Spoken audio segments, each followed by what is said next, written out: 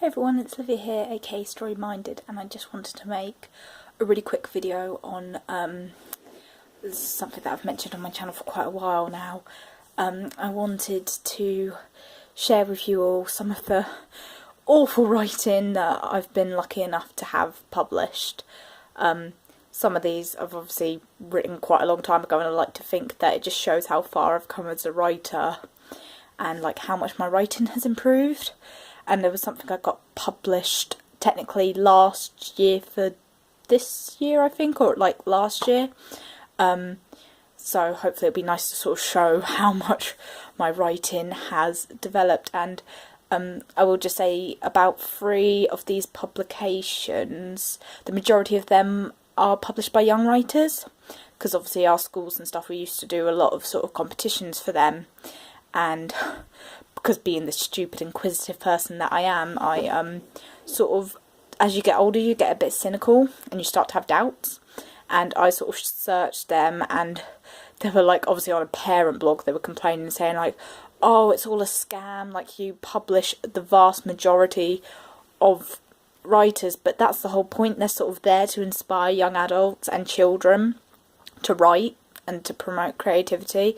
And yeah, to be fair, their books are quite ridiculously expensive, but if I've been lucky enough to have work published, and that they have to draw a line. I mean, think of the millions of people that enter their competitions because they're free to enter and everything. I mean, they must have to draw a line somewhere, and they have to make enough money to be able to run their sort of publication place anyway. So the majority of these are from young writers, but I don't think that sort of lessens their validity, or at least I hope not, because, you know, it's sort of soul destroying to think like, oh, does that mean my writing isn't worth anything? But I still sort of did put effort into these things, but some of them I'm like, oh my god, like looking back, because it's old writing and it's very weird when you look back at old writing.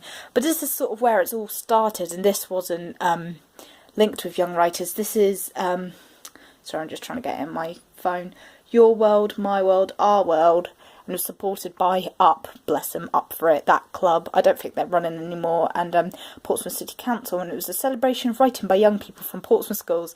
So the first time I got published, I was only in year 5, and it was for a non-fiction piece of writing, which is quite interesting because I I did non-fiction for some reason, and mine is on the page of a lovely polar bear.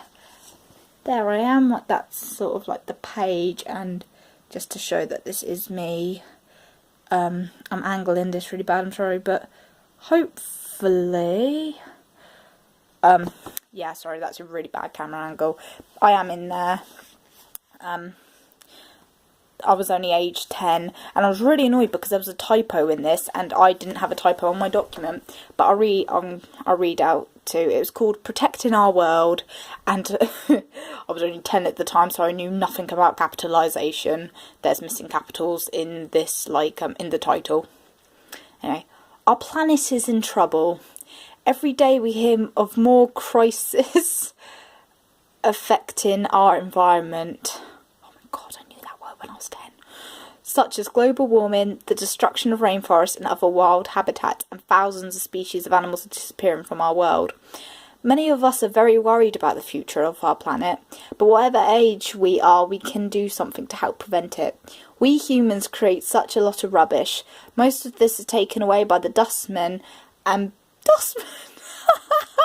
dustmen, oh my god, even then I was like historical, and buried in tips. But this is dangerous for our environment. If you think about it, is all our rubbish really rubbish?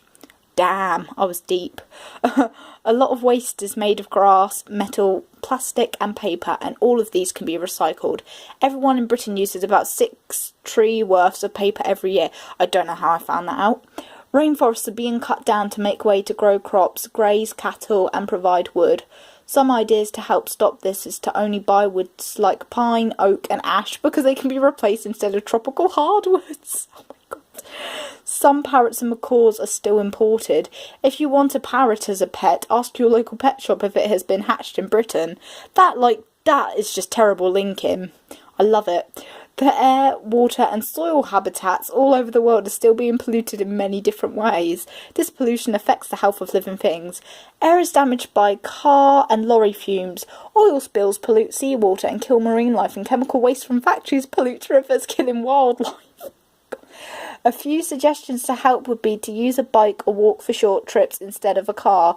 Use less energy by switching off lights when rooms are not being used. Not wasting hot water and not boiling more water than necessary when making a cup of tea. Hooray for British. I was so British. Wild habitats all over the world are disappearing fast. Forests cut down, rivers and seas polluted, hedges pulled up and ponds filled in. As habitats decrease, so do their communities of animals and plants. I was always obsessed with communities. This is one of the main reasons why many species face extinction, along with the hunting of animals. How can we help stop all this? Some ideas would be to never buy shells, corals or things made from elephant ivory, rhino horns or cat skins. Remember the British wildlife... Oh, I probably meant cat skins, as in big cats. Remember that British wildlife is under threat too. Many animals are endangered. For example, red squirrels, otters, barn owls, golden eagles. Golden eagles! Many species of butterflies and dragonflies, to name just a few. What would our world be like? And that was the typo. What would our would, but that wasn't me. It was what that should be. What would our world be like if all these animal, plants and forests disappeared? Would you like to be in a world that we have carelessly destroyed? It's your choice. Wow, wasn't I a budding little journalist at the age of 10? It's brilliant. It's so funny. So that was sort of the first one. Then, when I believe I was in year 7, Buster Rhyme came along. Buster Rhyme. I'm sorry, I'm going to have to find myself. Luckily, they put our school in, there. Here we go. I'm on page 47, and oh, I was 12. So it was either year 7 or year 8. Find the page. Did I say 47 or 37? Yeah, here you go. And it was a poem. And it was called "What Will Happen When I'm a Teen." God, brace yourselves. What will happen when I'm a teen? Will my moods change? Will I become mean? Will I become pregnant at a young age? Will I bring my mum shame? If something goes wrong, will I get the blame? Will I argue with my friends? My childhood is over, it's at an end. Will I drink or smoke? Turning 13 is no joke. The answer is in the question. What will happen when I'm a teen? I will just keep a cool head and chase down my dreams. It sounds so naff now looking back, but to be fair, sort of in the lessons they really encouraged us. Like, we had the theme of like becoming teenagers and growing up, and obviously I was only 12 at the time, and I guess sort of in my head, like that last line is actually quite significant, because even at that age, like I was still obsessed with writing. I still loved writing, and I think that was sort of a nod to that. So that was publication number 2. Oh my god. I just need to find, I think this is the next one. This is when I was 16. There were 2 when I was 16. I think this one came first. This is Teen Poets, Pen to Paper, another one by young writers. And this was sort of more about like the future. Was sort of like their guidelines for it. So this is another poem I did. I think it's even worse. It's called My Unforeseen Future, and I thought it was crap, so I was quite surprised when it got like published. It seems like only yesterday I was in year 7. Time flew by so fast. I was suddenly in year 11, and then college dawned. Sometimes I wish I could turn back the clock and once again be 11. New challenges are conjured in front of me, and I cannot help but question and doubt my ability. Will I be able to achieve what is expected of me? Or will I ultimately fail and lose my bright future? Many doors will be closed. What a horrible dream. Stress pierces my mind as I cannot decide what my future holds. Daily I face the struggles of contemplating worthy goals. Yet my career path still does not unfold. Alas, Will I always be this way? No. One day I will discover my aims. Perhaps I will put my creative writing to use. Characters and stories that teach morals and truths. Or will I tilt towards my psychology, helping people with different difficulties? Though I may not know, I promise I will find a decent future that will give me pride. Well, I guess it picks up at the end. I'm quite proud of sort of the end, and once again, this was sort of when that was during my time at college, and I was very much sort of not knowing my path, not knowing where I was going to end up, and once again, like, that is sort of my ultimate ambition, dream, goal on the side, is to become a published writer, because I love writing, and it means everything to me.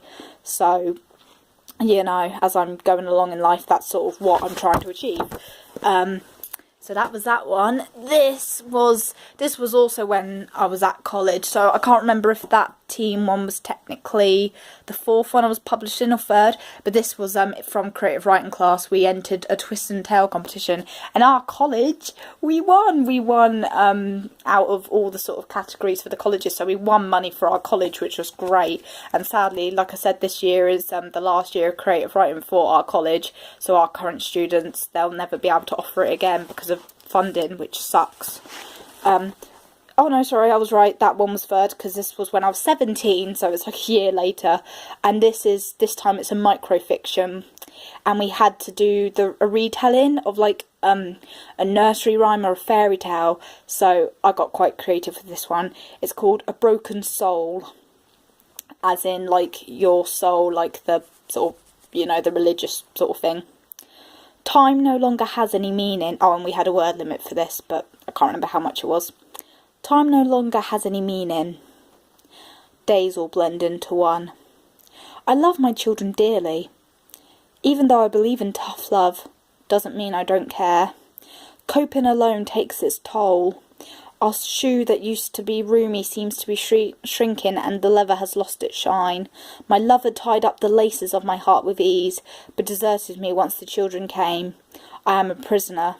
That monster has imprinted a footprint on my soul, leaving me doomed to be a spinster who resides in a stinky, battered, long-forgotten, ancient shoe. So my inspiration was there was an old woman who lived in a shoe, and sort of like had this idea that she had a lover who just sort of, you know, left her with all these children, and as she said, tied up the laces of her heart. So I got really creative with the analogy, and I thought a broken soul rather than the sole of a shoe. The soul is in her actual soul. So I was quite proud of that one. Damn it, I've just taken out my bookmark, because with these I haven't had a chance to read everyone else's writing from these yet.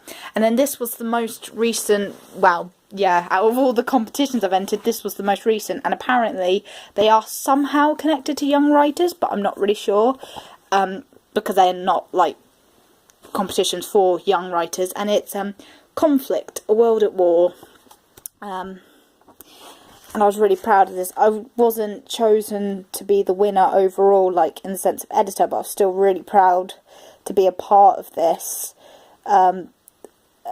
It was a great project to be a part of. So I'm just looking up the page, on page number 116. And I was really proud of this poem. This sort of shows how far my writing has come when you compare it to some of the other stuff I wrote. Oh, and it's untitled because at the time I couldn't think of a title, so sadly I entered it untitled. And they don't put your ages in this, which is quite sad. I quite like knowing how old people are. Anyway, this is my poem. I walked among a field of poppies to see what I could see. Rising up from the soil were souls of vibrant green. They hovered around the silent ground, never able to make a sound, quivering when they heard the toll of the old church bell, for it reminded them of their funeral knell. Dips where trenches once laid, echoes from clanging blades. For those few survivors, the bloody memories never fade. Flanders Field, a field of pain that no amount of years could ever sway. Still we march on, rejoicing in our freedom, living in with the vain hope that they reach the golden kingdom. Lest we forget the selfless sacrifices they made, lest we forget the price they courageously paid, for it was never theirs to pay. War will never wait for Judgment Day. War sows poisonous seeds and eradicates harmony, leaving us in powerless silence, mourning those heroes we never knew, and those surviving bearing a guilty medal for their dues. A piece of brass will not bring back their fallen friends, and how can we be sure they will reunite at the end? Wars can never be won. They can only escalate until no more damage can be done. So they will never cease, because scars never heal. Therefore I fear we will see many more Flanders Fields.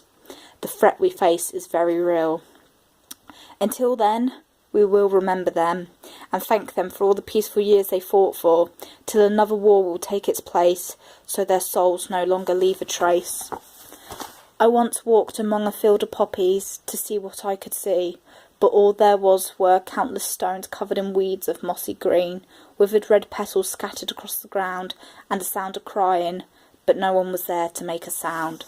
So that's sort of like what I got published in, and I was sort of really proud to be a part of that project, because I think it was just such a worthwhile project, and it was a chance for me to sort of pay tribute to all the people in the services and in all the wars, and I just tried to give a nod to everyone.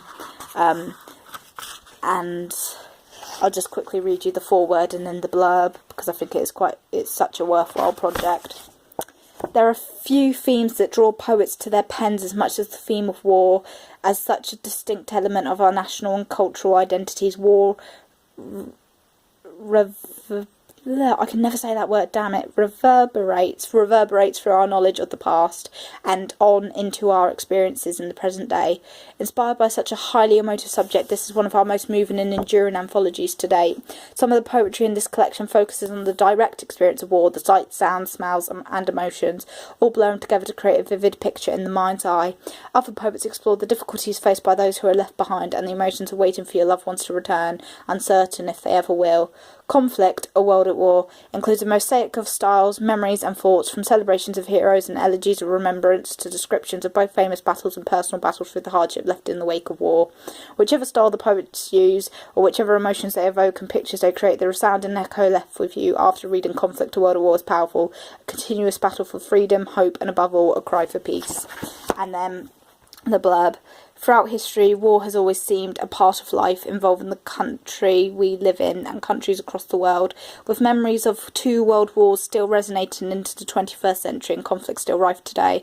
A constant fear of a third world war casts a dark shadow over us. From the muddy trenches of World War I to the horrors of modern warfare, this moving collection of poetry captures the experiences of war, not just for the soldiers but also for those left behind. The poems reflect all aspects of conflict, from the glory of war to the shocking realities, reminding us of the price so many have paid. They also offer messages of hope and desire for peace. This compelling anthology is a fitting tribute to remember and honour those who have made the ultimate sacrifice for their country, and I was really inspired by this, obviously the centenary, and that was sort of the time I wrote it. And obviously that was when I was that was actually when I was 18, because it was during, I got the inspiration, sort of, it came to me on the bus, like the very first line about the poppies was when I was on the bus travelling to work at that apprenticeship that I absolutely hated, so there was a bit of joy to come from that. So yeah, that was from, like, obviously my first apprenticeship. Anyway, I hope you enjoyed this video, and if anyone watches this, it would be lovely to sort of know if you've ever been published or any sort of projects you're working on. Just comment below, and it'll be nice just to have a bit of discussion. And yeah, I hope you enjoyed it, and I hope I can do more videos soon. Bye!